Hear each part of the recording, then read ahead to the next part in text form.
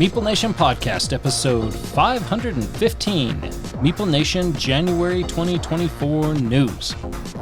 That was a great intro, Nathan, except it's actually the February 2024 news. What did I say, January? You said January. Awesome.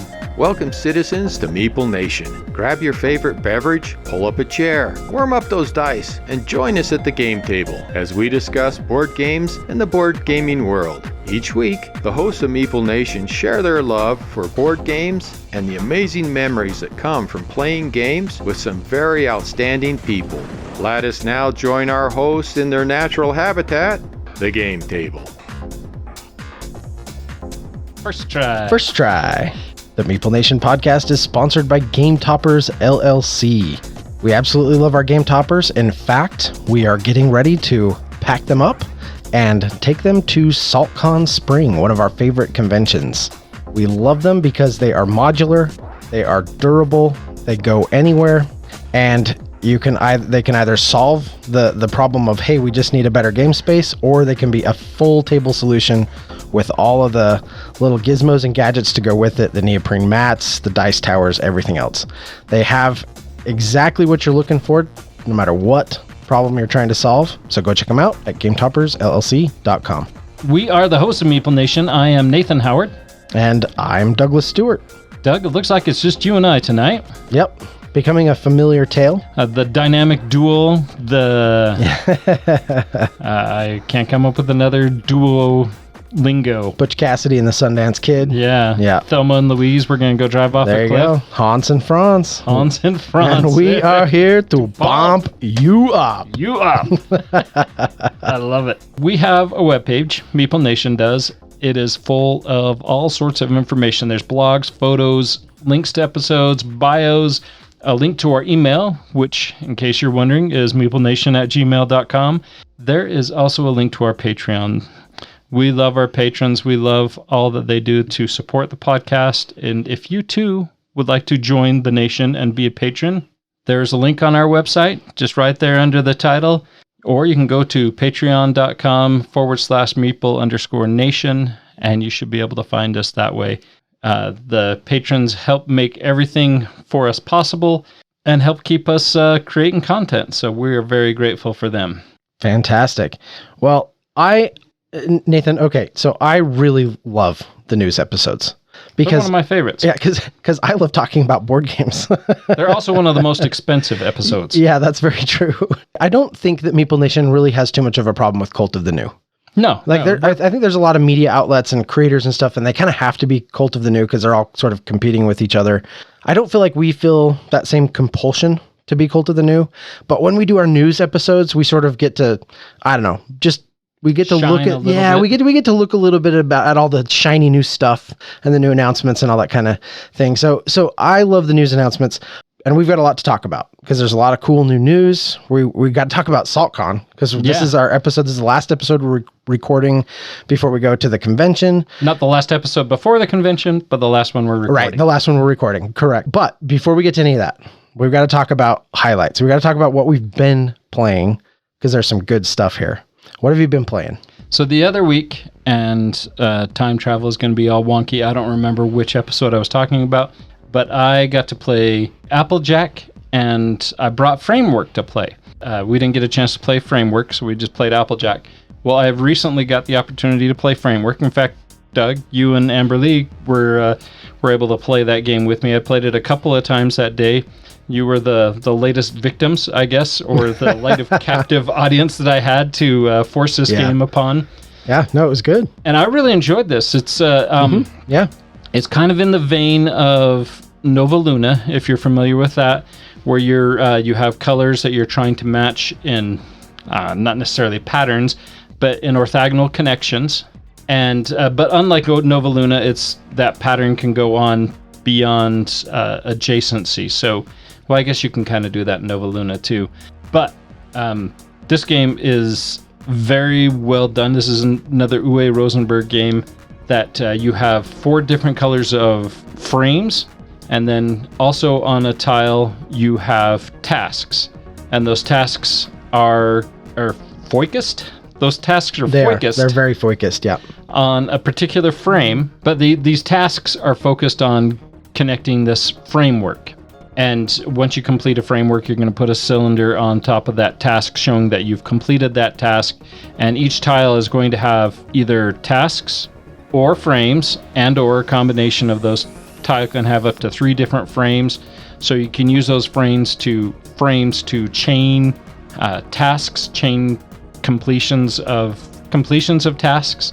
And all of that kind of goes together and just meshes really, really well. I thought it was going to be too similar to Nova Luna when I first started playing it, because this is a game that I'm very much looking forward to playing with my wife. But there is definitely some similarities, but there are some very differences that make this a game worth having in addition to Nova Luna. Yeah, I really enjoyed Framework quite a bit. It's kind of a fast little filler game. You know, you have a bag full of tiles, you're going to pass it around, everyone's going to take a turn drawing tiles out, number of players +1, you lay them out on the table, you go around, everybody gets to draft one, and then the person whose turn it is gets to take the last one that was left over. And I was thinking about this because it has the potential to be kind of a take that game. In the middle of this game, there's a lot of that, okay, I really need that tile, and I maybe could use that tile, but what are the odds that those tiles are going to be available when it's my turn? And it never is. Leads to a lot of those moments where you're like, oh, come on, you couldn't have left me that tile. But if you're taking tiles to try to tank somebody else's game, that means you're tanking your own game. Absolutely. Right? So if you're taking, you want to just take the tiles that work the best for you. And like you said, combination of frames and tasks, and you're just laying them out in grid format and trying to solve that really fun, tight little puzzle. I liked Framework. I thought it was really good. Yeah, I'm very excited about it. I believe there's a BGA implementation on that as well. So I'm sweet. I threatened to start a game with you, Doug, but let's do it. Because of prep for SaltCon, I haven't actually been taking my turns very well on BGA. Yeah, I've been behind on that too, so no worries. Framework was great. I very much enjoyed it. Very much. I haven't taught it to my wife yet, but I'm very much looking forward to hopefully getting the opportunity to teach that to her and some other friends while we're at SaltCon coming up. Yeah, that's fantastic. Love it. Well, we had kind of an epic game day. Every now and then the stars sort of align. Kids and everyone's going 10 different directions all the time, it feels like.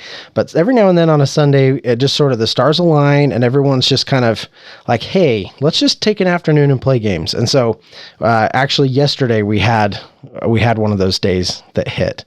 And it wasn't everybody, but it was me and several of the kids and Lydia for a little while. And so we got a bunch of games to the table, but we focused a little bit on My City, the My City roll and build. So this is the roll and build version of My City, which is sort of a polyomino tile laying game. Fun little version of the game, I think. You got, pads of paper that you're drawing on, little map. But what's really cool is you have these 3 dice that you roll. And I have some real complaints about the quality of those dice. They're these really awful plastic, light, cheap dice. Yeah. But I agree. The genius of them is how they come together, because you roll the dice and then you take the 2 blue ones and they each have kind of a little half circle on them. So you line those up so that the circles line up, and then it will create a unique geometric pattern. And that's the pattern you have to use. And then the other dice just determines what type of building you're going to build. Putting buildings out on this little map, you're just drawing them in. And there's some rules to play. You want to preserve trees and cover rock. But we played through the first chapter of that and actually really had a great time. Super fun. Looking forward to playing the next chapter. Actually, no, we did start the other chapter because we started building the churches. So yeah. So we did. We actually got into the second chapter on that. We actually had a really good time. Anyway, my wife came down and she didn't really want to play that one because she didn't like My City, the regular. And I was like, she had actually played that with Amberly and myself here. Yeah, and she didn't like it. I mean, she can have fun, but it's like, I don't know that it's really her thing. And she normally likes those polyomino or geometric shape type games, but it just didn't hit. Anyway, so I was like, well, would you try My Island? Which is like the follow-up to My City. I was like, well, what about that one? And she was like, well, I'd give it a shot. Let's see. So she really hated My City, right? Yeah. Or not necessarily hated, but it wore on her. Yeah, we had a really good time. If you play the legacy version of it, it's 24 games. And by the time we hit about game 18, she was pretty burned out. And we kept kind of dragging her back to it. And I've told this story before, but in order to get her to finish that game, I had to promise her that we would take it out in the backyard and burn it. And put it on the prior. Yeah. Right. And so that's what we did. We finished it and then we took it out back and we burned it. I had to do that in order to get her to finish it. Now I want to go buy another copy so I can play through it again because I enjoyed it quite a bit. But my island is similar, only instead of polyominoes, it uses those like hex pieces, but it's one where some of the hexes are like put together in one tile. So you've got like 2 hexes on a tile, 3, and different configurations of 3 shapes, and 4. Yeah. You're flipping over a card and you're putting these out, but it's kind of cool because you got this island, and at first you can only build on the beaches and the one little, I think it's the heather around the beach. And then as the game goes on, you can start building on the palm trees and eventually into the forest. But we started playing the legacy version of that. And so she joined us for a couple of those games. That was really fun. We got that to the table. So after we'd done that, my wife was done. She's like, okay, I've had enough of all this. And my daughter turned to me and she's like, okay, well, we finished the War and Peace expansion for It's a Wonderful World. Let's dive into the Leisure and Decadence expansion. I was like, sold. Let's do it. So we busted out It's a Wonderful World and we played through the first 3 of that that campaign. And I have to tell you, the Leisure and Decadence campaign, way better than War and Peace. Is it? Way better. So in addition to the envelope system that War and Peace had, right, it also has these secret boxes that you unlock. And it adds a ton of stuff. Like right out of the gate, you have a whole stack of cards that you shuffle and add like right to the deck, like permanently add to the deck. And then there's a whole additional production phase at the end after you go through producing all your resources. Well, this is the celebrity or the yeah, it kind of focuses around culture. Culture, yeah. Yeah, you're the pink cubes. Mm-hmm, yeah, exactly. And you can get like the celebrity tokens instead of the financiers and the generals. But they kind of follow some different rules and stuff like that. We're loving it. Absolutely love it. It's fantastic. And in campaign format, where you sort of play a game with some altered rules and new things, each game has felt pretty unique and different. War and Peace just felt like little changes to each game, then you were kind of following a loose story. This one actually feels like it's doing some really interesting things. So, well, why these rules are fresh on your mind, we should kick out my version and go through that again. To be honest, It's a Wonderful World was on my coal pile. And we're going to be talking about culling in just a little bit here. Yeah, for sure. Backed It's a Wonderful World when it first came out, so I think it was 2017. We went through the Leisure and Decadence campaign. We didn't start the other one, and I think there's actually even one more campaign. Yeah, probably an exclusive, I think, though. I think it was maybe a Kickstarter, because I've bought everything I can aftermarket. You were smart and backed it. I regret not backing it. And I keep waiting for them to do a reprint or something for this, and it's not coming, and it's ticking me off, because I would love to have the version you have of this, which is the deluxe, everything, all the extra promo cards and everything, because I absolutely love this game. So I have everything for retail. It's been enjoyable, but yes, while the rules are fresh, we should bust out your deluxeified edition and play that. Honestly, the last time you were talking about it, because you talked about when you went through the last campaign, really kind of piqued some interest in me to get that to the table again. So it has since been removed from the coal pile, put back on the shelf, but it needs to get played, or else it's going to get right back into that coal pile. Well, if yours goes onto the coal pile, it's going to get rescued by me, because it's one I'll pick it up from you just to get all the extra stuff. So you let me know. But yes, we need to bust that out. Excellent. We have SaltCon coming up. Not to take away from any of the pressure from the organizers, we're running 27 events. Yep. 3 of those events are 40 plus people. We got a lot going on. And we have a lot going on. It has been taking a lot of my time, a lot of my concentration, it hasn't taken a lot of my frustration. It has caused a lot of frustration. Plus, this is SaltCon's big event, so there's going to be more people there. As a result, my surge to call games is bigger, right? Because there's more opportunities to find more people. For sure. If you're going to cull games at one of the SaltCon events, this is the one to do it. Yeah. So, because this is SaltCon Spring. This is the big 4-day event. Summer and end of summer events are 3-day events, and they're a little bit smaller. They don't sell as many tickets. They also have the BryceCon, which is, it's technically SaltCon Bryce, which is, again, small. I mean, we love SaltCon Bryce, but there's not even a room to sell games there. Right. So if you're going to really focus on culling games, SaltCon Spring, man, this is the time to do it. Yeah, this is it. And it's the first convention of the year, so it's kind of like New Year's resolutions and meeting goals and all that kind of stuff. It's just all rolled into one. So, and this is kind of our Con kickoff. We have BryceCon. We all, unfortunately, due to weather, we all missed going down to Bryce. So I just lament that so much. Agreed. So this is going to be a kind of our big kickoff of the year, which we're really excited about. Yep. We're hoping to get 5, 6, 7 cons in this year, BGG included. And that I think we're all committed for that. Tickets should be going on sale for that soon. So hopefully we'll be on top of that. And more importantly, hopefully we'll be on top of getting a room. Yeah. Yeah, that was a big problem last year.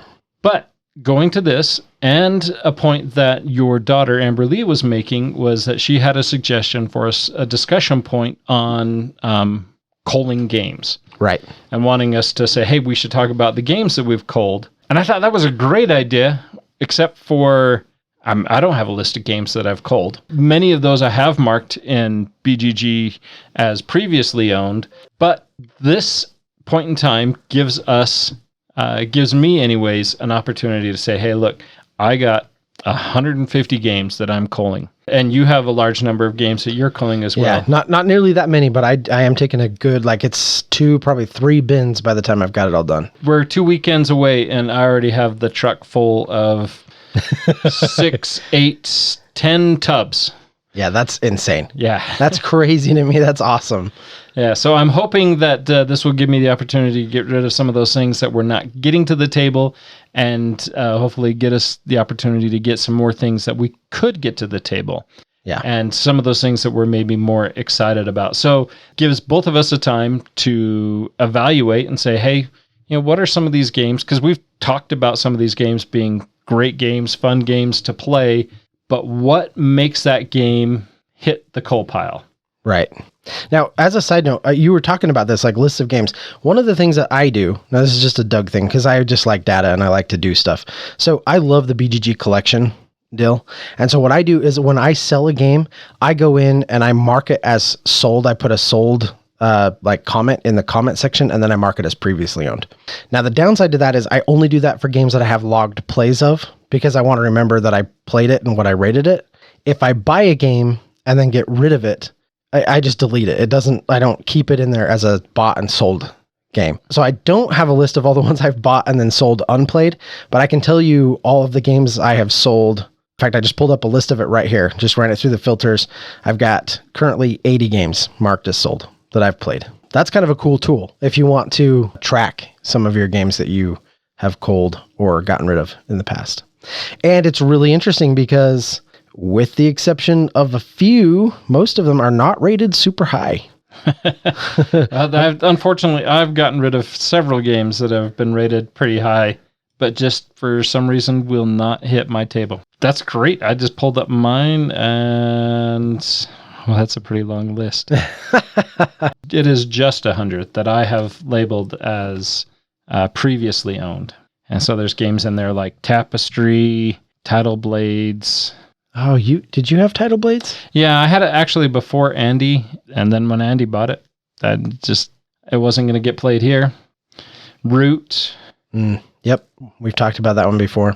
Then there's my Paleo Nemesis, which I sold to Logan, so that's still in the fold. All my Final Girl stuff, all sorts of good stuff. I think you should have kept Final Girl. It's good. I probably should have. Maybe I'll borrow yours at some point. I mean, I get that it's solo only and that's hard. It's really good. Okay, but going back to kind of the question you were asking, which is essentially, how do we determine what games we're going to cull? Yeah. So how do you determine what games you're going to cull, Nathan? So how have you decided to fill your vehicle with games to sell? Well, I look at it to the point where I'm going to admit I have way too many games. For a while, That's big of you. That's big of you. For a while, it was all trying to accumulate because I felt like I was in a race against Andy, right? Yeah. Okay. And when I soundly whooped Andy. Yeah, it was like a Cold War. Yeah, it was. Like we're just going to outspend each other and see who wins. Yeah. I'm not proud of those moments. But when I finally won, it was not a contest, but I won. You did win. And I think actually even after I've culled all these, I'll probably still be winning. Sent off a bunch of games to the thrift store. There's no way I'm going to ever touch any of these games. I have no desire to learn them. There was Stocks and Bonds, Squad Leader, a couple of these bookshelf games. And then some old games that were just games that my kids had that I was just like, all right, this is all garbage. This is all get shoved out.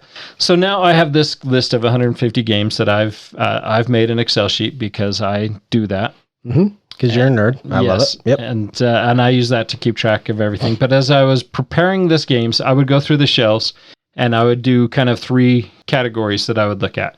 First off, is it a game that I know how to play? Right. Because sadly, I mean, we've talked about games that are on that shelf of shame. Sadly, I have a list of 400 games that I haven't even played. So 400, Nathan, that's crazy. That's stupid. That's crazy. Oh. So do I know how to play the game? Yes or no? If the answer is yes, do I enjoy the game? Yes. All right, we'll keep that. If the answer is no, well, do I want to learn this game? Is this something that I'm going to pull off because I'm like, I really want to learn this game? Or was it something that I got thinking, hey, because in this hobby, if there is a game that is out there and you're like not sure how it's going to go, chances are if you wait for somebody else to tell you, hey, this game is great, by the time they've told you that, that game is no longer available. You're on some waiting list. You're trying to find it on eBay. You're waiting to find it in a game swap, something like that. Yeah. You're looking for secondhand markets to try to acquire that game. Yeah. The fact that we are in a hobby that requires physical components that have to be produced and shipped and moved around, that's kind of what drives a lot of the cult of the new, right? Yeah. Because people want to know. They want to know, like, well, what's the new shiny thing? And how much is it going to be available? And do I need to jump on this right now? Is it any good? Like, I got to be right on it, right? That's what drives a lot of that cult of the new. It's exactly like you're saying. We buy a lot of games that are just like, well, this looks good. This looks like the kind of thing I would enjoy. There's like maybe a little preview video on it if it's, crowdfunded, or maybe not. Maybe it just looks good on the store shelf and you read the description. The cover art grabs you, whatever the case may be. Right? But by the time you know whether it's good or bad, the money's been paid. Yep. And if it's good, great, awesome, right? Like that's what you hope for. You won the lottery. You won. Yeah. And if it's not, you're just like, wah wah. Yep. Like, time to put it on the coal pile. Yeah. And there's been a lot of success games, and there have been a lot of those loser games that, not that it's a dumb game but for our group dynamic, it's just not something that's going to hit the table. And that's really important, right? It's super important to understand, like, because I've bought a lot of those games. This looks great. I want to play this. I'm excited about this. And I have no one who's interested in playing it with me. Again, the group dynamic just isn't there. Or my kids don't want to play it. I bought it because I thought it would be an awesome game with my kids. They didn't like it. Bought it because I thought it'd be an awesome game with my wife. She didn't like it. Absolutely. And it's just one of those things where you just go, that's okay. That is what I'm trying to get away from. Like, I'm trying to move further and further away from that. I'm really trying to put a lot more walls and barriers between my wallet and all the shiny new games so that if I do pull the trigger on something, I know it's good, or I at least know that it's going to get played and enjoyed once or twice before a decision is made. I mean, does that make sense? Like, it's at least going to hit the table. Honestly, kind of a problem as well. You get a lot of these games and you just go, like, when am I going to read the rules? When am I going to get this out? When am I going to pop the shrink and punch it and learn the rule set? And when you have as many games as we play, it becomes so problematic. It's just like this endless fight to stay on top of the stack. Especially when we buy so many campaign-driven games. The Amazon guy comes and you're just like, no. I wasn't ready for you, but I got another order. Yeah. So all of that kind of goes into that factor of getting rid of some of these games, that are great games, but just don't work, right? I mean, we're talking about some of the games that were on your list let's talk about them. Let's talk about some of them.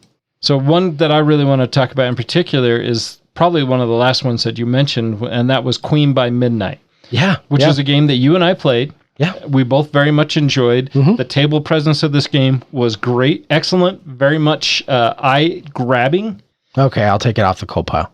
But but you bring into the fact that for our group dynamic, it has a lot of take that. It's a take that game. Which is, for some people, is very, probably not just some people, but for the majority of our group. Yeah, it's off-putting. That's something that is just, if you're going to jab me, I can't leave what happens at game night. Yeah, a little bit, which is so childish. It is. Right, but at the same time... But it's a reality. And I will say, I don't really think that any of us have ended a game like that and actually had like real hard feelings, at least not for me. Yeah. And I've never really felt that. But while the game's being played, people just aren't having fun.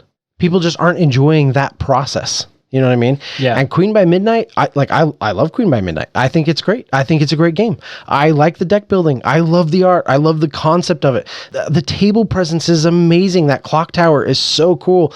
I hope that this game finds like a new owner that will just love it and hug it and cherish it, and that it'll just be this amazing thing for them. But we played it. I got it to the table twice, and in both games, it was just like, no, people were not having fun, because everything you do in that game is, all right, you take 5 points of damage, you take 7 points of damage, I'm wiping out all your guile or whatever. There's like a resource and a health pool or whatever. And everything you do is just designed to bring everyone else down. And that, I mean, that's what the game is designed to do. So it's not like the game's broken. That's what it's asking you to do. Just no one was having fun doing it. Yeah. Which is so sad, because we love deck builders and we love the theme. Everything about it was great except the play. And that's funny, because there is a lot of those take that direct conflict games that we do enjoy. The issue is most of those are usually like 2-player games or something that is, I mean, I guess when you go into that game totally with that mindset that I know that this is what this is going to be, you can go and have fun with that. Yeah. But there has been plenty of experiences where we've played it and somebody's like, no. And I've had those experiences too, where I've said, you know what, I played that game with somebody. Game was broken for me. I have too strong of negative memories. Sure. Yeah. With that game. Yeah. To bring it back. I mean, Andy's talked about terraforming Mars till he's blue in the face. Totally understand where Andy's coming. I don't have the dislike of the game that Andy does, but there are people that I will in no way play that game with them. Here's the thing, and I'm just going to kind of call us out here for a second. We need to learn some lessons from some of those things, but we got to get over it. For sure. We all have some of those things. Like Andy talks about that. I have mine that I talk about that I'm just like, all right, well, that game, blah, blah, blah. And it's like, shut up. Like, you need to get over it, right? Like yes, you had a bad experience. Not at all to pick on Andy, because we all have games like this. Absolutely. But like Terraforming Mars is fantastic. It is. Right? Yeah. And for as much as he rants and rails against it, it's a great game. And actually, he would really like it if he just played it in the right way. Like with the right people. Obviously had a bad experience, but it's like, get over it. And I need to tell myself that. We all do. We all do. Get over it. You're fine. You had a bad experience. It doesn't make the game bad, but it does mean you need to play it under different circumstances. Yeah, absolutely. Merchants of the Dark Road is one that I just wrote off. Right, but it was just because of the people. It was because of Dave. It was because of Dave. And I play games with Dave, and I'm expecting those. But it was something that I played with Dave. I personally had a time crunch. Late at night, I had to work. Which is the worst. Yeah. I don't know anybody who can enjoy a game when you've got a time crunch and you're like, look, let's just go through this. I want to play it. I want to experience it. I don't care who wins. I just want to like go through the motions and enjoy what this game has to offer. And you've got one person at the table who's just going to sit there and just meta every turn and every second and take forever. And you're just like, no, I don't have time for that. And it really does. And because of the way it makes you feel, you associate those feelings with the game. And it does. And with the person, too. And a little bit, unfairly with the person. Yeah, unfairly. That's accurate, right? It's unfair. Yeah. But we do that because we're human and we make mistakes. Okay, going back just a little bit, I do want to be clear. We're not Care Bears. We play competitive, maybe not direct take that style games, but we play competitive games all the time. Put a game out there on the table that's like a competitive race for points or, something like that. Like, yeah, we'll play those kind of games all the time. So we're not averse to conflict, but it seems like direct, and especially if there's a choice. And I think that makes the biggest difference. When you're playing a game and you're going to do something to somebody at the table and you have a choice of who you're going to target, you pick a person that feels personal. It's like, well, why did you pick me over over the other two people that are sitting at the table? Why me? Yeah. And then you start going back, is it because of I did this in that game? I did this in that game because I didn't compliment your food. I didn't, all these little stipulations that we make. We build our own narrative in our mind of why we're picked on and why we're the victim in that situation. And we all do that. Yeah, everybody 100%. Does that. Yeah. To differing levels for sure, but we all do that. The bottom line is, at the end of the day, when the dust settles, some games we need to just get over and give a second chance to, And some games just need to go on the coal pile. Yes. Which leads us to kind of our discussion here. We talked about Queen by Midnight. On yours is one that stuck out to me. Some games that are on my list. Hexplore It was one that we played through. Andy really liked. I liked it too, but it did get to the point where it didn't really feel like it had the narrative, some of the other campaign style games that we've played. We do love our narrative-driven campaign game. Yeah, and there are some that are superior. And there are some that are good, and there are some that are just fun, and then there are some that just kind of tend to bog down. Yep. And this Hexplore It falls into that. It's fun. It's simple. It's not. I don't feel like it's bogged down, but it gets to the point where, am I going to play this? We just recently started playing Adventure Tactics. Sure. Started our first chapter in that. Had a lot of fun with that. The story drive for me personally in Adventure Tactics was superior than that of Hexplore It. And I have several games that fall into that category. So Hexplore It slowly drifts down the list. And right. And I love the way you say that. It slowly drifts down the list. Because if you've just got 1 or 2 games ahead of it, it's like, well, I might get around to that. When I'm done playing those others, I might get around to it.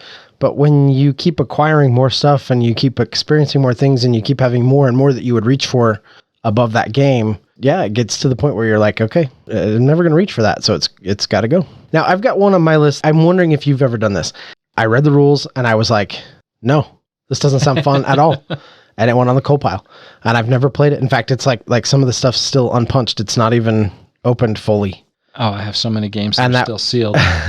Tiny Epic Vikings. I backed this with the Ragnarok expansion, and I went in and I read the rules, and it seemed like pretty good. In fact, as I recall, the campaign even kind of boasted sort of a Blood Ragey kind of like draft system and all this kind of things. I laid all the components out. I got it all with the base game, and so it's Ragnarok that I haven't like fully punched and taken care of. But yeah, I got done reading the rules, and I was like, this doesn't sound fun at all. Yeah. Nothing about this excited me. And there's almost always something about as I'm going through rules when I'm learning a new game, there's almost always something that will excite me. I can't wait to do this. This is going to be fun. This is how I'll teach this. I went through that and I was like, this sounds awful. That's unfair. Fully recognize that that's unfair. Ultimately, the point I'm bringing it up is because there is like kind of an excitement factor that plays into a lot of these decisions. Yeah. At least for me, there are games that may be technically good. They may have really good art. They may have good components. They may even generate a little bit of fun at the table. I'm just not excited about them. Look at them. They don't generate any excitement. I think about getting them out and setting them up and teaching them. And it's just like, no, I don't want to do that. I don't want to do that. I did not want to do that. Yeah. They have to go. And I've got several on my coal pile that are going this spring. Fall into that category. Distilled is a game that's on my list that's in my coal pile.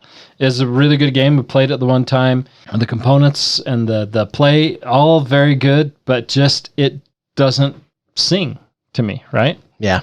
Yep. When I look at that game, I'm like, do I really want to get this game out? Do I really want to play this game? The theme is very similar to Taverns of Tiefenthal that I've played several times. I even put it on my 10 by 10 one year. I didn't even own the game, but I enjoyed the play. Yeah, it's good. It's good. I really like Taverns. But it's still, I mean, I look at it now and there are a lot of games I'd rather play than even Taverns. Mm-hmm. Yeah. And Distilled is even further down that list. It gets to the point where it's never going to hit my table. And as such, it goes away. And I've got a lot on my list. Well, I say a lot. I guess I've got several on my list this year too that are just games that they haven't got picked up in the last 3 years. You know, for as long as I've been tracking games, they just don't have any place. Santa Monica, which I think is a fairly fun little game. No one's had the desire to pull that off the shelf for over 3 years. Meeple Land, same thing. Honey Buzz, same thing. So they're all getting cold. And you know, there's like a small part of me that has a little bit of a desire to be like, well, let's dust them off. Let's give them a shot. Let's, whatever. But at the same time, you just go, I've got so many other games I'd rather spend that time on. Yeah. So they're going. Yep. And there's games that you just get, you want to try them, and then they flop. Mind Management was a game that I put in my coal pile. A game that I actually really enjoyed, but who am I going to play it with? Yeah. Doug, you had such a sour experience with it. Andy wasn't super excited about it. Monique didn't really like it. Yeah. And so it just comes to the point where I'm just like, it's just not going to hit the table. Yeah. It's a great game. I very much enjoy playing it. But if I'm the only one that enjoys playing it, I'm not going to get it to the table with other people.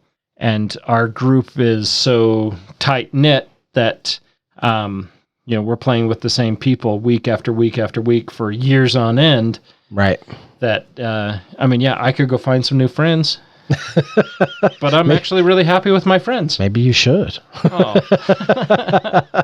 No, I just mean like maybe we all need to have like a little side game group that's like nothing like Meeple Nation that we just play all that. You have your Arkham Horror group. Well, and that's true, but that is like a cultural, that's a lifestyle game, right? You got to play that with other people who love Arkham Horror. I'd play it with you guys anytime, and I think you guys would like it. It's just again kind of a lifestyle thing. But yeah, I don't know. It's tough. You gotta make some of these calls. So I got 150 games that I'm gonna try to slim the supply, open up some shelf room, and also it gets to the point where you have so many games that when you're looking to play something, because the forest is so dense, you can't see the tree that you want to. I don't know where I'm going with this analogy. Yeah. No, dude, go on. You don't see the game that you want to play, because there's so many games that are on that shelf that it just gets lost. Yeah. And so... Yeah, I agree. And that just thinning the herd like that brings out the ones that are more likely to get to the table and actually hopefully encourage those to get to the table more often. Yeah.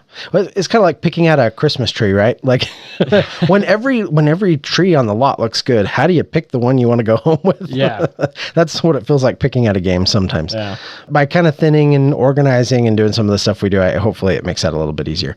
And I'll just make mention, I know we're kind of wrapping this up, we need to move on, but I'm trying this year in particular too to get rid of games that we have duplicates of, which is hard for me because some of them are really good games, but I just go, no, I'm good. Andy has that. Nathan has it. In some cases, you both have it. Like we don't need 3 copies of some of these games in our library. So I've been really trying to cull a lot more of those types of games too. So anyway, it's an ongoing process. Andy just picked up Maracaibo, and I very much love this game. Yeah. And this is one that I know Andy has. I know I could play it anytime with Andy. But the fact that, like tonight, Andy's not here. So if I had the opportunity to play tonight and Andy's not here, World Wonders that you owned, I'm like, this is a game my wife would enjoy. But Doug's not always going to be here with his copy. So there are times when I purchase a game that I have very ready access to, not ready enough access. Well, there's plenty of games that we're all going to own copies of just because we play them with other people. Yeah. Especially gateway games or any of those that are going to see play with people outside of Meeple Nation. Any of those are going to probably stay on all of our shelves. Well, that was a neat rabbit hole to go down. Yeah. But we're not here to talk about culling games. We're here to talk about news. We are, and I'm excited. We got some fun stuff. So let's start with some new game releases. What's on your radar? Yeah, so I've got a few, and I've ordered a few of these, in fact, and I'm excited about them. One of the first ones on my list, this one caught my eye. This is called Knarr by Bombix Games, designer Thomas DuPont. This just looks like a really cool 2 to 4 player card driven. It's got a Viking theme. In Knarr, you are the leader of a band of Vikings that you must send to new destinations. Manage the recruitment of your crew and choose the best territories to explore, depending on the destinations reached for trading and influence, and the Vikings who accompany you. You can increase your reputation to gain even more wealth. Each turn you place a new member of your Viking crew, activate the effects of all of them with the same icon, and get another one from those available under the matching color of the central board, or explore new destinations. So basically you're matching and exploring, and it just seems like a really cool, quick filler game. And this is something I need more of. My library needs more of this type of game.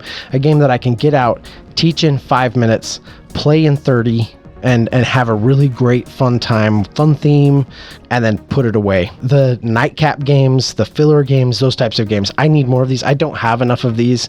My wife was kind of getting after me a little bit. She's like, you've got all these games, but they're all 2 or 3 hour games, and I've got some that are like in the hour and a half range. Something that has a little meat on the bone, but can still be played in like the 30 to 45 minutes. I have so few of those. This one really caught my eye. I'm excited about Knarr. It was one that was on my radar too. I actually ended up pulling it off, so I'm quite glad that you're getting it. I will chip into experiencing that game with you.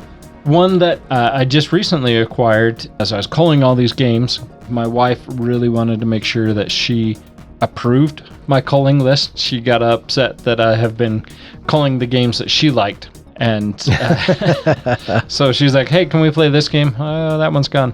But this game, Portals, is one that recently picked up. And as she was going through, she thought it was in the culling pile. And she's like, this one's still in shrink. It looks really good. Why are you culling it? And I'm like, well, I'm not. It's a new one. And I got it because I thought you would enjoy it. Table presence reminds me a lot of Azul. The tiles are very bright and shiny and tactile. Not quite like Azul pieces, but they're nice, chunky plastic pieces that attract your eye. Very much like that appeal. That's something for my wife really enjoys that. But this one, you're trying to discover ways to travel between different worlds, and you have to gather and use magical elements to go out and bring back amazing artifacts, strange fruits, and exotic creatures. But in this abstract game, you are travelers between these worlds. Your task is to follow a path of a famous wizard that went before you and left and never came back. So you are trying to collect magical keys, use them to open these portals to get to other worlds, and master that magic. Looks very appealing. Looks like something that you enjoy having in front of you. It's not just cardboard pieces. It has a solo variant, which is always nice. And it has that little tagline that is easy to learn, hard to master. And I like games like that, where it's easy to learn. You can teach these basic things, but it still provides a lot of strategy. That emergent strategy, right? Yeah. The more you play it, the more you're kind of like, oh, yeah. I see. Yeah. And I mean, Hive kind of had that for me, where I was like, this is a really simple game. Yeah. For the first little bit. Yeah. For the first dozen or so plays. Yeah. And then it got really samey. It was like, oh, I'm doing this every time. Yeah. Well, I mean, it's kind of like playing chess too, right? I'm going to say simple abstract game, but it is definitely not simple. But it is simple to learn the mechanics. This piece goes here. This goes in this shape. I can learn all those steps real easy, but being able to master the game, that is something that is not really easy. I do like that there's games that are easy. These are basic mechanics, but the challenge is all right there. You can discover and gives that game replayability. I'm excited to play this. Yeah, that's fantastic. Another one on my list, and sound like this is a thing for me, and it kind of is, but this is another 30 to 45 minute game. Aqua, Biodiversity in the Oceans. I will be the first to tell you that a lot of this is just because I'm an absolute sucker for the art in these types of games. I love the ocean. I love the bright, vibrant colors of the reef. I love aquatic life, the deep blues and greens of the water and everything. I'm kind of a sucker. Like, I'm already planning my next trip to Hawaii. I just love it. Go look this up because the cover is really beautiful. It's got these little dolphins on it and coral and everything. But also, the gameplay of this just looks fantastic. Simple game. 30 to 45 minutes, weight of 2.0. What you're trying to do is you're essentially trying to build out your own coral reef. And then if you can create the right matching patterns, you attract certain wildlife into your coral. From the looks of it here, you sort of start by attracting some of the smaller life, and then you get bigger and more biodiverse life that gets introduced into your reef. And I love it. It looks really fun. Very pleasant, almost kind of zen games to play. And I'm super excited about it. So Aqua, Biodiversity in the Oceans is one that should be hitting shelves pretty quick. And I can't wait to snap up a copy. Looking at it reminds me a lot of Oceans. I see the appeal of that. And I totally support the return journey to Hawaii. Maybe we'll even go with friends one of these days. I would love to go back to Hawaii. One of my favorite places to go to. So another one that's on my new shelf to play is a game called Virtual Revolution. And this game kind of reminds me of both a Blade Runner kind of feel as well as the theme of Ready Player One, where everybody escapes reality and plugs into verses. This virtual universe is developed by powerful mega corporations, so it has even a little bit of a Netrunner theme in there as well. You work for one of those mega corporations, and you're trying to become the ruler of Neo Paris. You have actions that you're going to be taking through the turn. You're going to recruit agents. You're going to generate income, build servers. You're trying to start a new verse to bring more users online to your stuff. You're trying to improve your reputation by attracting those users. And all these are trying to make yourself the next big mega corporation. The artwork in this, much like you for the ocean and the more relaxing, apparently I am all about the gritty, dark sci-fi theme. The cover is you have this guy in a long trench coat walking up an alley. Totally gives me a Blade Runner vibe. The cover to that is really compelling for sure. Art doesn't make and break a game, but it sure attracts the eye. It sells for sure, though. It definitely gets you interested. Yeah, so I'm very much looking forward to this 90-minute game, 2 to 4. It has a weight of 3, so it's leaning more into that complexity, not necessarily one I'm looking forward to playing with my wife. I would love to give it to the Meeple Nation tables for sure. Oh, I can't wait. I really can't wait to play that one. Count me in when you finally get that one to the table for sure. Next on my list, hitting shelves soon, Horrified Greek Monsters. We've talked about this one before, but now you should be able to go find it out in the wild. I love Horrified. The original with the Universal Monsters is my favorite. American Monsters was pretty good too. And, a lot of people kind of have their go-to games around the holidays, in particular around Halloween. This is mine. Horrified's my jam. I like the cooperative nature of it.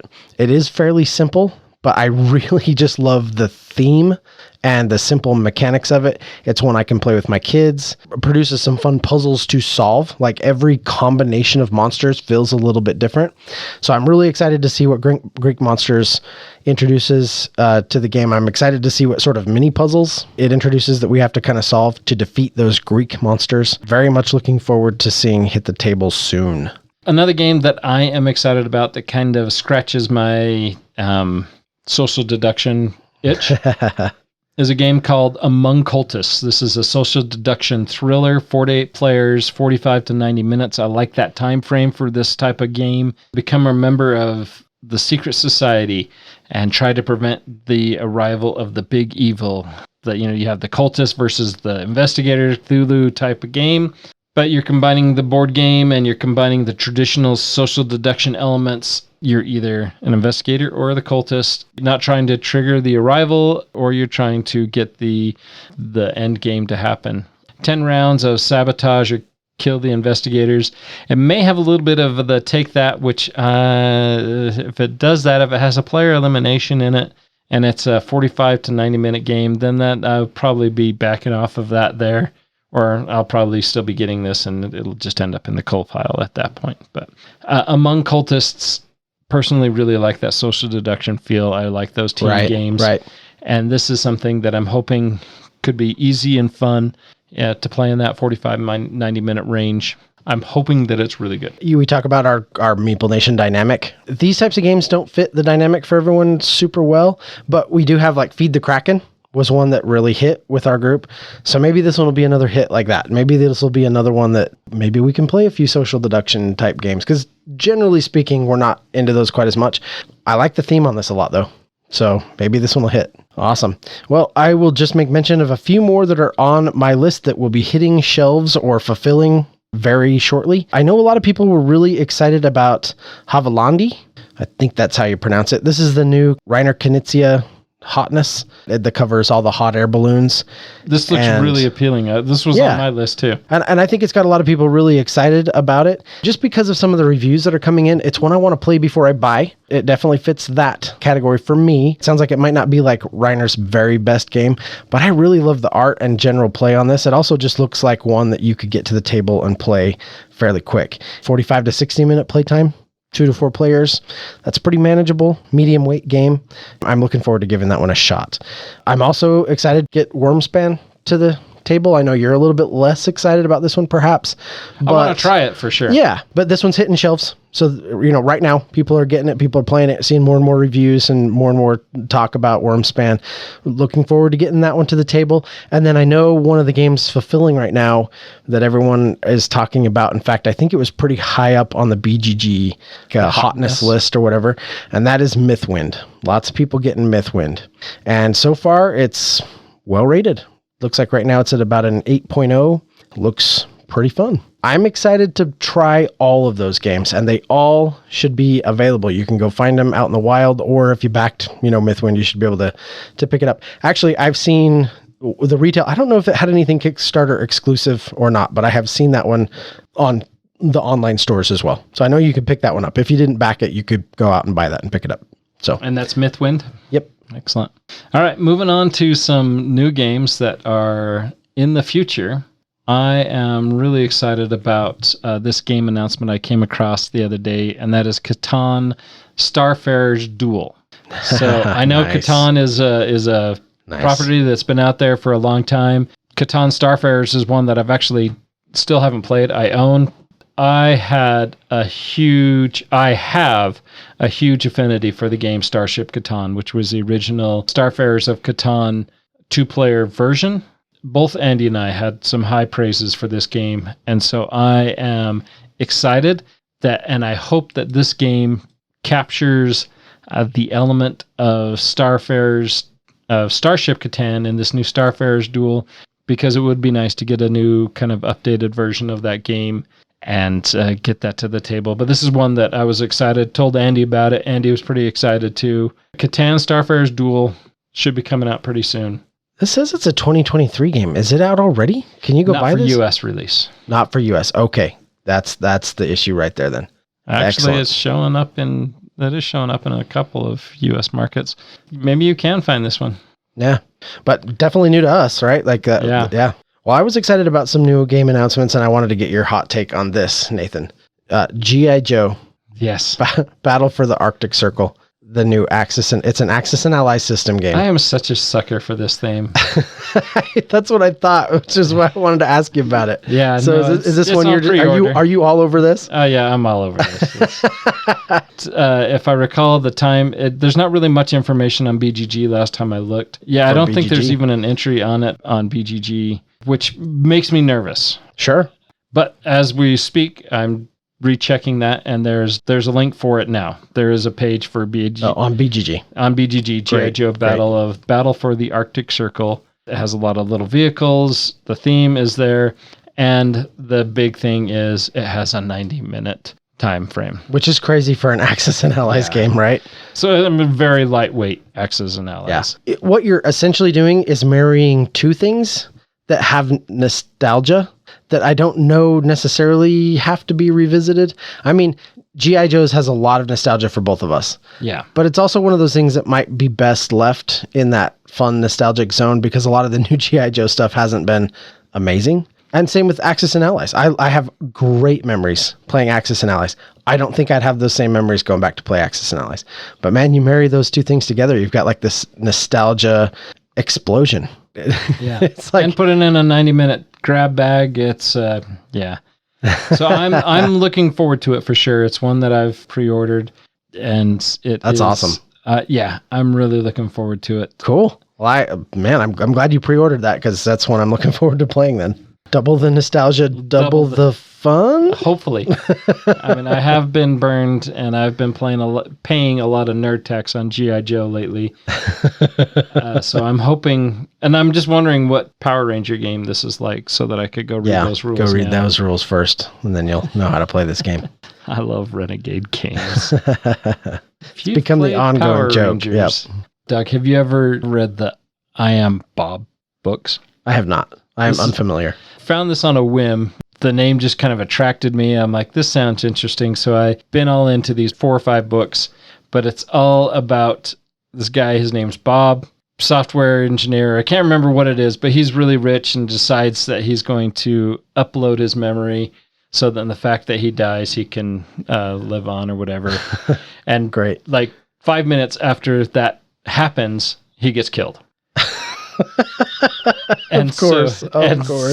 And so he comes online, 150 years later. He is essentially a satellite that they've included his intelligence in. I love these books. I thought they were great. They're not a heavy read by any means, not a classic, but for me, very much enjoyed these. We Are Bob. They were great. Anyways, Interstellar made me think of We Are Bob. And Interstellar. Okay, I'm hearing your description, and I'm seeing Interstellar, and I'm waiting for. Well, I mean, you look at the cover, and the cover is the satellite flying through space's ship. Okay, yeah. And so the theme is you control one of 7 spacefaring human/machine hybrids. All this is just bringing this "We Are Bob" in it together. Although, I'm not going to get into the book. It does not look like the game is taking anything.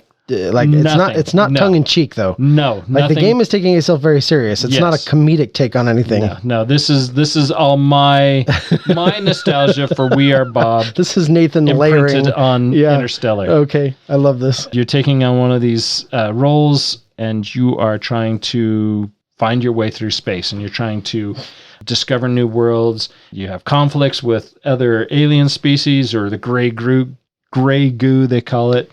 Explore and find resources.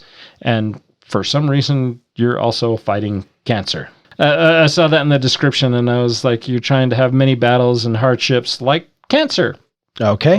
Yeah. You're trying to overcome cancer. That's a game element I don't see in many games, but I'm interested in trying this because Nathan sees I Am Bob all over this. And what Doug sees is a 4.75 on the weight rating. Yeah. I hope you have a lot of fun playing this game. Well, and then you look at the games. I mean, the picture, there's only one picture on BGG, and the board itself is pretty small. The tables are, your player boards are all pretty small, but there is a lot on those boards. Yeah, this looks like a business room PowerPoint presentation slideshow almost. Gets real serious. Yeah, but It is a very heavy game. For some reason, it just clicked with I Am Bob, and you ran with it. I am very interested in Interstellar. One that caught my eye that is nowhere even close to that heavy is the new Patchwork 10th anniversary edition. So Patchwork is 10 years old, and they're coming out with a new version. So if that is something you're interested in, keep an eye out for that. I love Patchwork. My wife and I, now we just play the old Americana edition because it's the one that they made real cheap. Yeah. that was like the $12 edition versus I think the regular one, which was selling for closer to 30, I believe. Yeah. This 10th anniversary edition, I will admit the art style and direction looks awesome. This looks really good. All new patterns.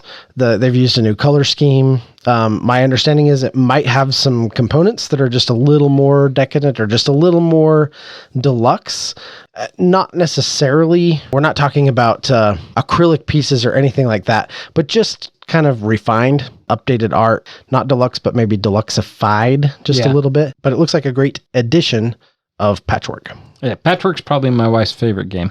Yeah, well, because she crushes you every time she plays. Every time I've won like a handful of times. Yeah. But also, okay, and then moving on from that, though, I did want to make mention, speaking of really cool looking art styles, one that caught my eye was this new Builders of Sylvan. Been announced. This is by Peter Ridgway. It's coming from Ares Games, and if you look at the cover, it almost looks like Return of the Jedi. Well, it does absolutely, right, because of the forest. Yeah, I see the Ewok village. Yeah, the Ewok village up there. However, you look down at the bottom of Critters, there's like this bird, and he's using a hoist and all this kind of stuff. It almost feels like Everdale 2.0. It does, yeah. I can see that. And I don't think it plays like Everdale at all. This is, in fact, my understanding is this is a tile placement game. But the art on that looks really good. It's just one I've got my eye on. That's it. All we have really is the cover and a brief description that says, after the great disasters, a new chapter in Sylvandale's history has begun. The elders have called on you and your fellow architects to design a new woodland realm and have perched in the high embrace of the great trees. Guide the builders of Sylvandale as they construct dwellings, bridges, and hanging courtyards. Tile placement, you're building out a new woodland realm. The art really caught my eye. Looks kind of cool. It does look cool. The artwork is very nice. Artwork is so important. It really is. I mean, you look back at some of those games that pre-2000, and it was just, they could get away with just yellow, blue squares and say, hey, this is great abstract. Now there's so many games. Minis are so important to so many people. And I mean, I enjoy the minis too, but not as important as some of the others. But yeah.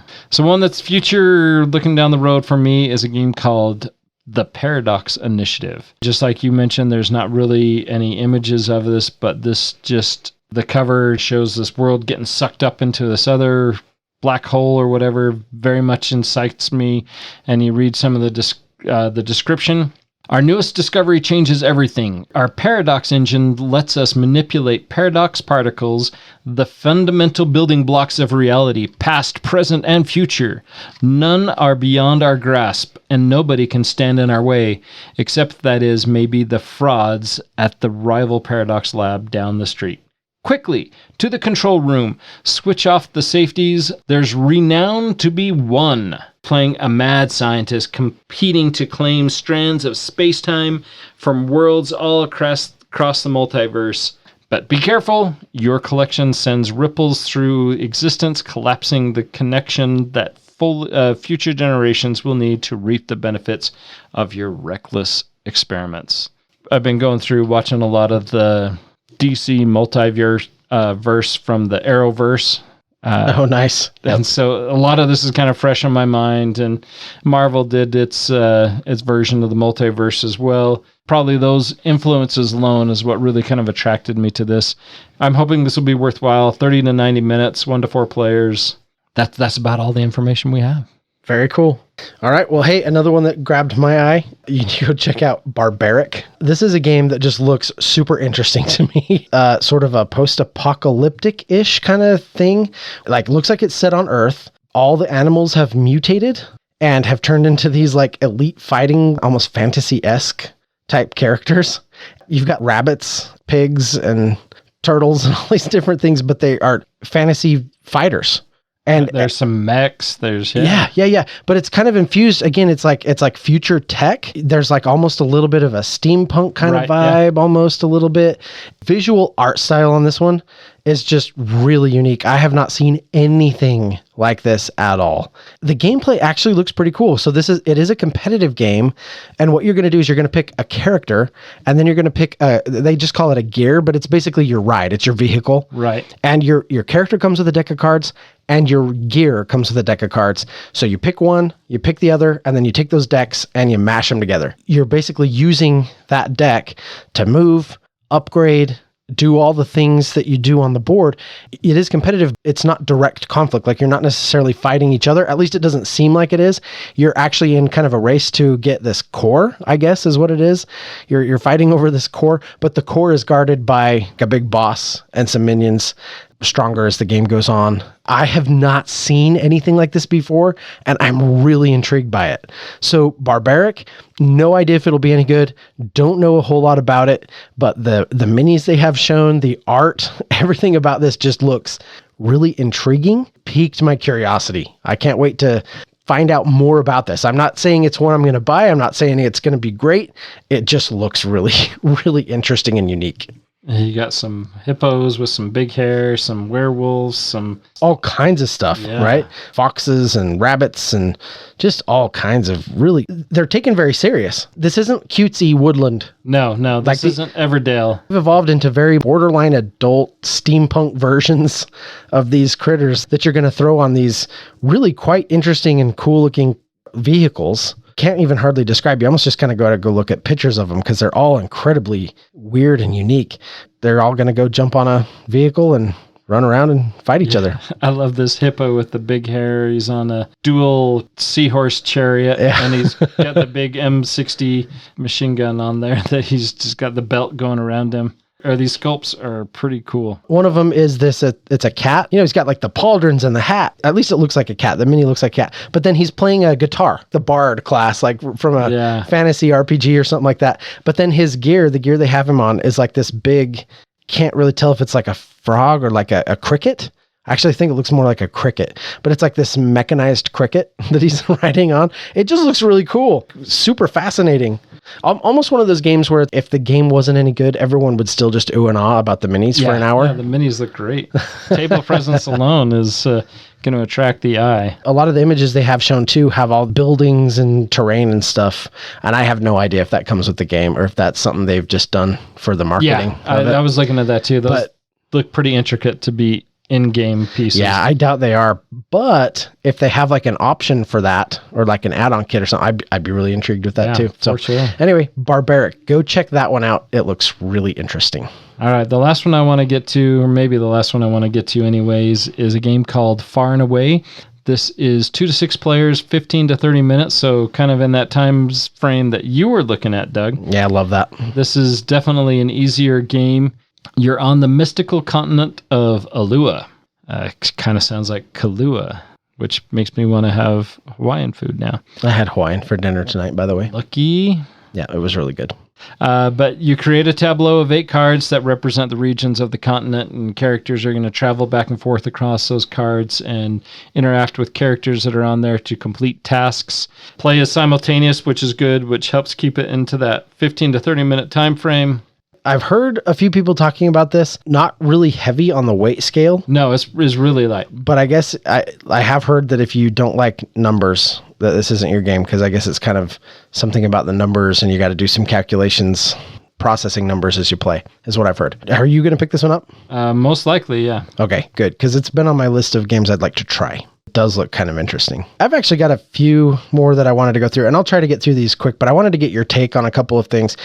Have you played Keystone North America? I have not. Okay, so Maiden Voyage for a game company called Rose Gauntlet Games by a designer that I really like, Isaac Vega, who's done some stuff that we played. And so I was intrigued by it. I went ahead and I backed this, and it showed up.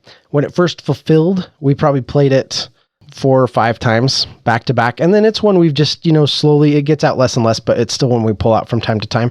I think it's a pretty solid little game. They are going to be running a Kickstarter for a 2nd edition of this with a expansion called, let me just look this up real quick. This is the Coastal expansion. I thought was really interesting about this though, it says in there for the 2nd edition, it says that they listened to player feedback.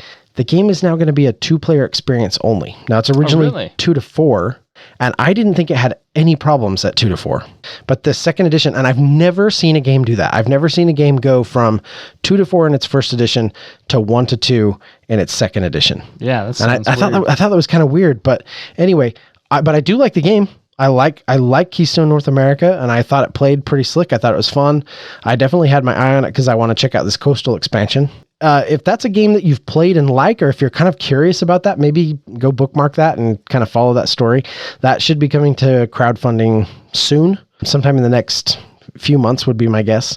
And then I had to run this one by you, Nathan. Okay. Ready, Set, Bet. Yeah. I know you like this game. I like this game.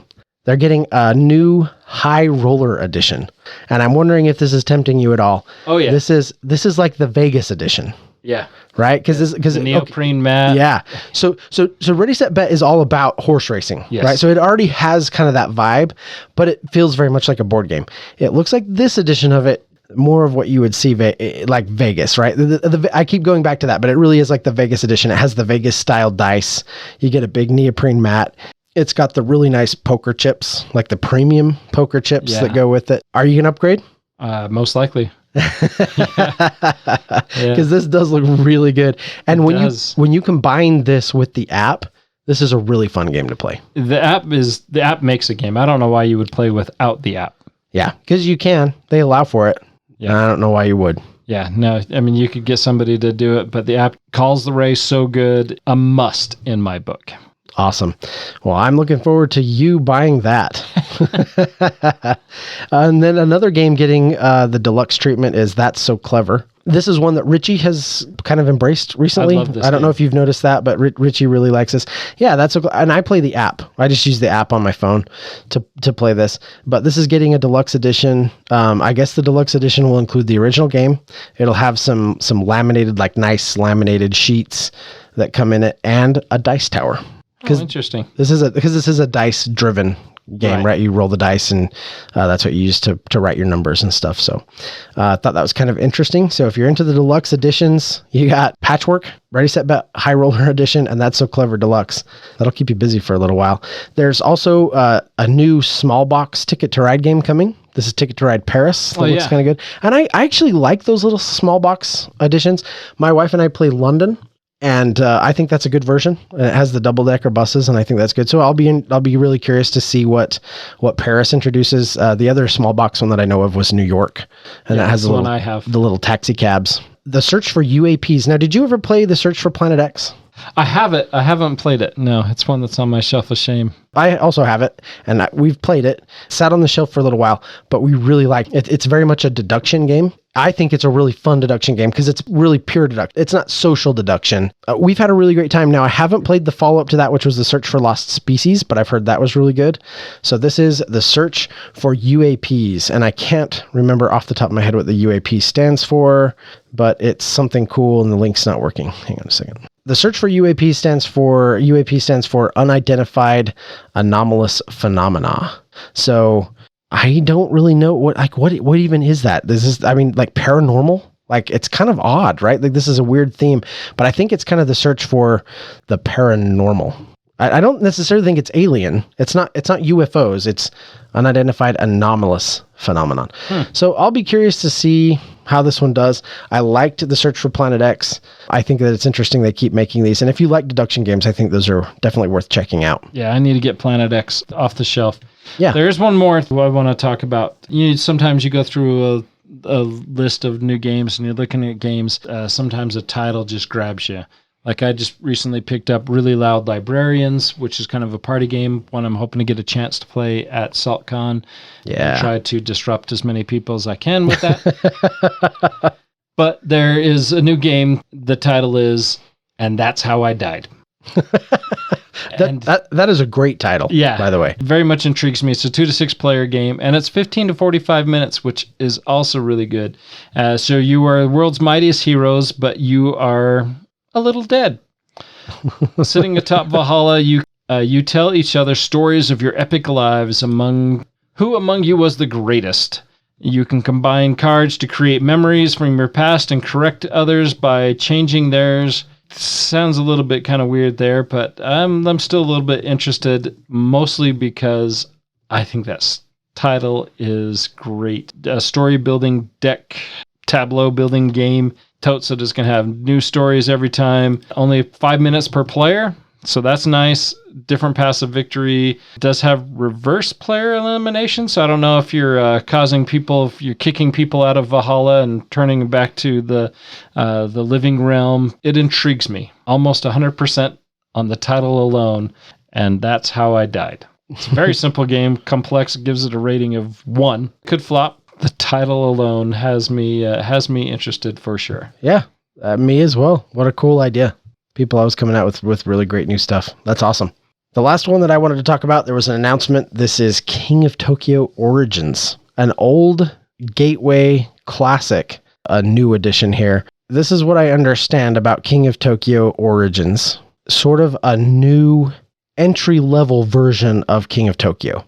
So the game is only going to come with 4 monsters. Oh, really? But they're all new. Work with the old stuff. So that's the idea, right? If you are a new player and just want an entry-level, basic, really watered down to its most core form. Now, it's still going to have some of the power cards, things from, King of Tokyo expansions, things that came after the original did that are mixed in with this, but it's all kind of stripped down to its basic form. If that's all you want, and you just want to kind of enjoy a 2 to 4 player version of King of Tokyo, because the original game does go up to 6. Right. This is just 2 to 4. If you want to just have that, this is a great entry point. However, if you want to treat it like an expansion and get 4 new monsters to add to your King of Tokyo game, you could also do that. This is introducing Gigarex, Cosmic Joe, Ironback, and Mecha Hamster. McHamster. I like it. I enjoy King of Tokyo, and it's one we do bust out and play once in a while. It's kind of one of those that I'm glad I have on the shelf, even if it doesn't see a lot of play. Yeah, it's not one that I will ever call evergreen classic. It's just one of those games. I mean, they're very different games, but almost like Catan in that respect. Yep. Like just one that'll always be on the shelf. So I do think that's kind of interesting. You got this little King of Tokyo Origins, and depending on what the price point is as an expansion, I might be interested in that. So we'll see. Excellent. Do you have any crowdfunding that you want to talk about? I sure do, and I will make it quick because we are getting long in the episode here. So over on GameFound, I was really excited about Dante Inferno. This is a game by Creative Game Studios, LLC. Now, they are responsible for Chronicles of Drunagor and Chronicles of Drunagor Apocalypse, which is probably my current favorite dungeon crawl game. I absolutely love those, and I think Creative Games does a great job. Also, the theming and everything on this just look really fantastic. I have this up right now. This launches in 11 hours as of the time of this recording. Oh, wow. So when this episode drops, which will just be in a few days from now, this campaign will be in full swing. If this sounds interesting, go check it out. But this is based on Dante's Inferno, 14th century poet Dante. I couldn't even pronounce his last name, but he wrote this epic poem. It's kind of a divine comedy. Dante, sort of a fictional version of Dante, is led through the 9 circles of hell by the poet Virgil. And it's become a little bit iconic because of its depiction of hell in the 9 circles and sort of its commentary on the different sins that plague humanity. So what they've managed to do is take all of that as source material and turn this into a dungeon crawl. Interesting. Where you slowly progress from the outer circles into the center circle of hell. There's some gameplay up, like some preview footage, some stuff you can go check out. Looks very interesting. Looks like they're doing some cool things. It has some 3D terrain. The map is kind of interesting. For the most part, it looks like it's a little bit like Oathsworn in that you kind of have a story part and then a boss fight part. Yeah. And so the map is laid out in such a way that you kind of have these hexes, or they're not hexes, they're squares, but they have kind of a cross through them and then a circle in the middle. And the circle in the middle is where the boss moves. So the boss is always moving to the center, and then you can position your characters around it on every square. And so you still have kind of that grid pattern, but some spots are for the boss, some spots are for the heroes. It's got like pillars and other terrain type stuff that you can manipulate and play with and throw around and do stuff. Anyway, looks like kind of an interesting take. And if you like that theme and you like dungeon crawls, which we do. We do. Yes, we do indeed. Then that's one that looks like it could be really good. And then over on Kickstarter, I'll just make quick mention of Thunder Road Vendetta, Carnival of Chaos. This is one I'm going to back. Is it? Yeah. I'm glad, because I have Thunder Road Vendetta, the retail. You just have the retail version? Yeah. And it's one I'd like to try and play. Yeah. I haven't gotten to that point, so I'm glad that you're backing this so that... I'm going to get the maximum chrome edition or whatever they call it. The one that has all the tricked out stuff. Nice. With the expansion. I'm really looking forward to this. I kind of missed the first wave of Thunder Road, and I've just heard from, it's pretty much unanimously, I've just heard that it's great. This is Restoration Games. Fantastic, good stuff. So I can't wait for that to hit. And then the other one that I have my eye on is over on Kickstarter as well.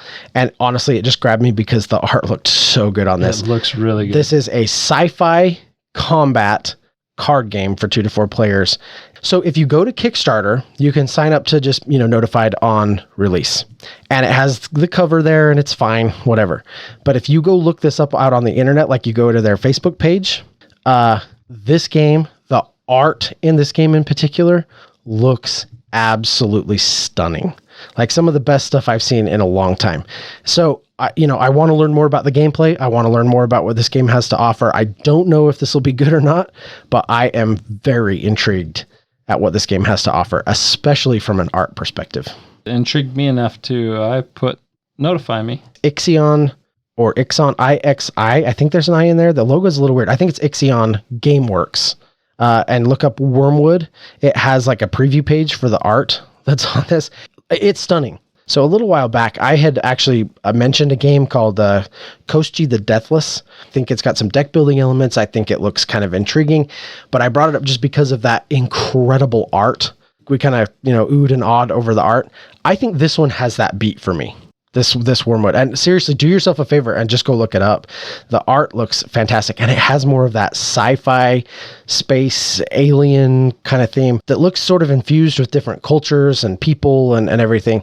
This just looks so good.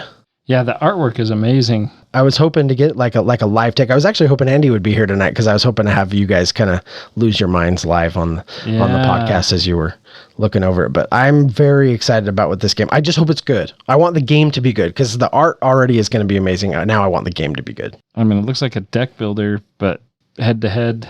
But the artwork is amazing. You can actually, if you go to their website, you can click on the different factions, and then it'll actually give you some art samples on the cards. Card samples, but you can see the art and everything that's on there. Definitely worth going to check out.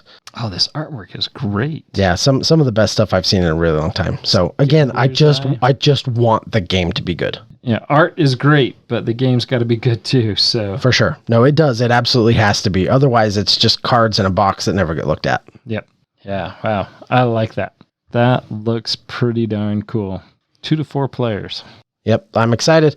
Nathan, do you have anything else for us? No, I think we've gone through the ones that I wanted to hit at the top of my list. There's others on the list for sure, but maybe we'll save those for another time. Fantastic. Well, that has been another amazing news episode. Fun conversation. Until next time. We'll see you. Oohing and on over that artwork because I'm speechless. Just Nathan is still locked into his computer looking at that work. It's so cool. But we'll see you perusing Wormwood because that's just pretty stinking cool at the game table. Till next time.